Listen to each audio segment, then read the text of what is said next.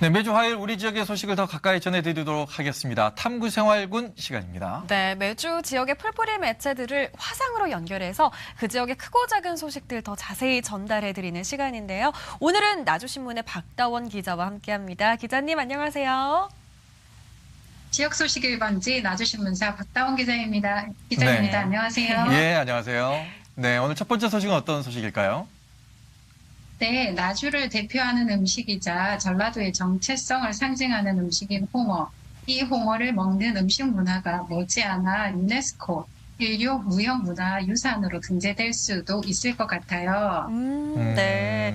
2013년에는 우리 김장 문화가 맞아요. 유네스코 인류 무형문화유산으로 지정이 됐습니다. 이렇게 계속해서 창의성을 이어갈 수 있고 문화적 다양성이 유지될 수 있는 것들을 유네스코에서 문화유산으로 등재를 하고 있는데 그런 관점으로 본다면 홍어 식문화도 충분히 등재 가능성이 있는 것 같은데요.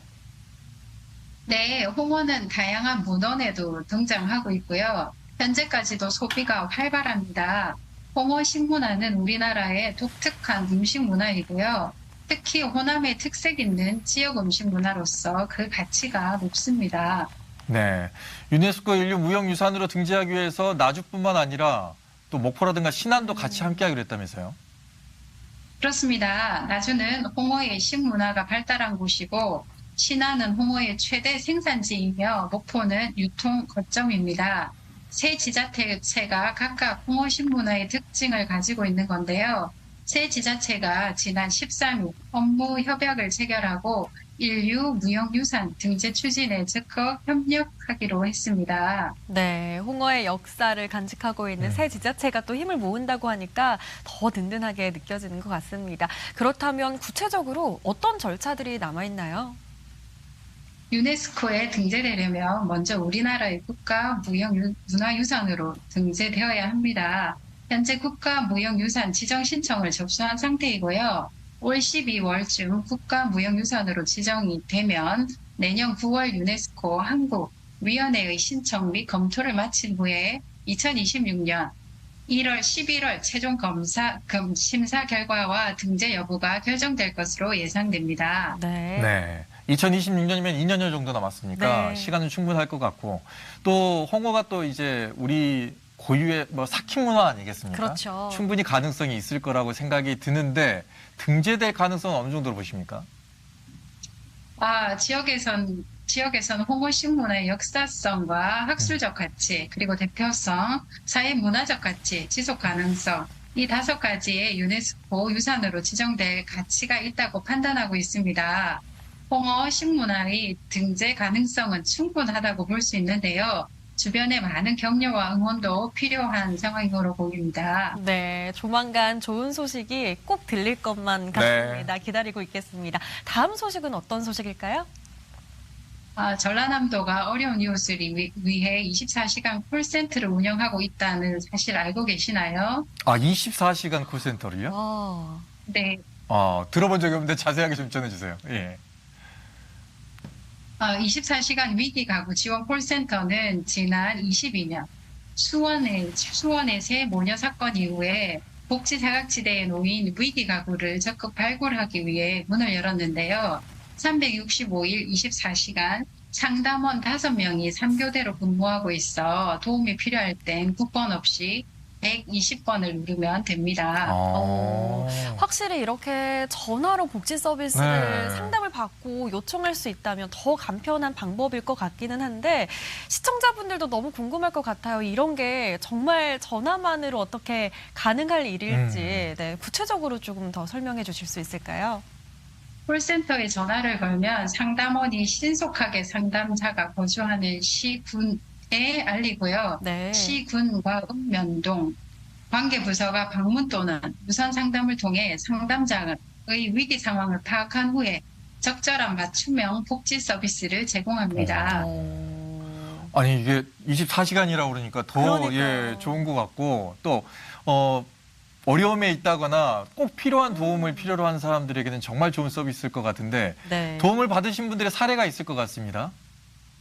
네, 24시간 위기 가구 지원 콜센터는 지금까지 1,800여 건의 상담 민원을 접수했고요. 그리고 잘 처리했는데요. 이 중에 약 20%는 복지 상담이었습니다.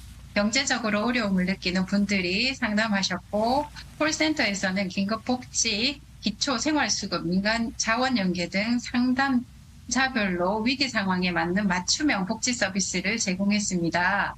실예로 10년째 강경화로 일을 못하고 배우자도 외상으로 인해 소득 활동을 하지 못해 생활고를 겪던 도민이 120번 콜센터를 통해 긴급 생계비 등을 지원받았고요. 우리 동네 복지기동대 사업과 연계해서 민간 후원품을 전달하는 등 다양한 도움을 받은 사례가 있습니다. 네. 복지 사각지대에 놓여 있는 분들을 보면 어떻게 또 어떤 방식으로 도움을 받아야 할지 모르는 분들이 참 많습니다. 주변에 어려움이 있는 분들 계시면 120 이 콜센터 번호를 꼭 알려주시면 좋을 것 같습니다. 마지막으로 준비한 소식은요?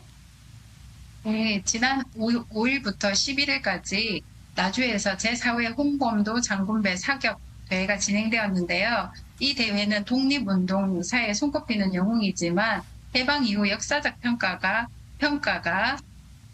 인색했던 홍범도 장군의 삶과 업적을 재조명하고자 홍범도 장군 기념 사업회가 지난 2021년에 창설한 대회입니다. 의병으로 나가기 나서기 전 홍범도 장군은 직업이 바로 포수였는데요. 소문난 명사수였다고 전해집니다. 190cm에 이르는 건장한 체구에 타고난 사격 실력으로 일본군을 떨게 했다고 합니다. 이번 대회에 그러면 이 홍범도 장군의 후예들 그러니까요. 많이 좀 참가를 했는지 모르겠습니다. 네, 올해부터는 국가대표 선발전 대회로 승격이 되었어요. 오. 명실상부한 전국 사격 유망주들의 국가대표 등용문으로 자리 잡고 있는데요. 이번 대회에는 총 378개, 8개의 팀, 초, 중, 고와 대학 일반부 등 총 14개 종목에 2,700여 명의 선수가 참가했고요. 각종 신기록이 쏟아졌습니다. 남자 일반부 단체 종목에서는 충남 체육회가 총점 366점을 쌓아 종전 한국 신기록인 362점을 경신했고요. 여자 일반부 50m 소총 단체 종목에서는 국군 체육부대와 청주시청이 신기록에 달성했습니다. 또한 환일고등학교 김동준 선수는 50m 권총 종목을 비롯하여 6개 부분의 1위에 오르며 대회 6관왕이라는 경이적인 성적을 거두었습니다. 와, 정말 네. 엄청난 기록들이 많았습니다. 무엇보다 이번 대회 유치를 통해서 나주시의 경제에 미치는 파급 효과가 아주 대단했다고요? 네, 나주시는 이번 대회 유치를 통해 약 8억 4천만 원 규모의 지역 경제 파괴 효과를 낸 것으로 추산하고 있습니다. 나주시는 이번 사격 대회 외에도 전국 남녀 종별 인라인 스피드 대회, 나주 영산강 마라톤 대회, 대통령배 전국 사이클 대회 등의 스포츠 대회를 16차례 개최하여 지역 경제에 활력을 불어넣고 있습니다. 네. KTX 나주역 옆에 보면 스포츠 파크가 있거든요. 네. 나주. 항상 가보면은 무슨 대회든 꼭 열리고 있어요. 나주가 그만큼 스포츠 대회를 적극적으로 유치를 하고 있는 것 같은데 향후에 또 어떤 다른 대회들이 있습니까? 네, 있습니다. 당장 오는 8월에는 제54회 봉황기 전국 사격대회가 예정되어 있고요. 10월에는 전국 나주 마라톤 대회를 필두로, 11월에는 나주 금성산 숲길 마라톤 대회와 태권도 승품단 심사대회, 대한체육회장배 금성산 메디오 폰도 대회가 열립니다. 이어서 나주시장배 전국 줄다리기 대회 최강전을 준비하고 있고요. 나주 페이컵 배드민턴 대축제도 예정되어 있습니다.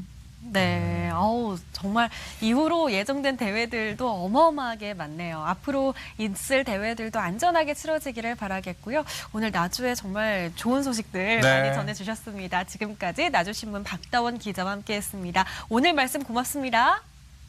감사합니다. 네, 고맙습니다. 네.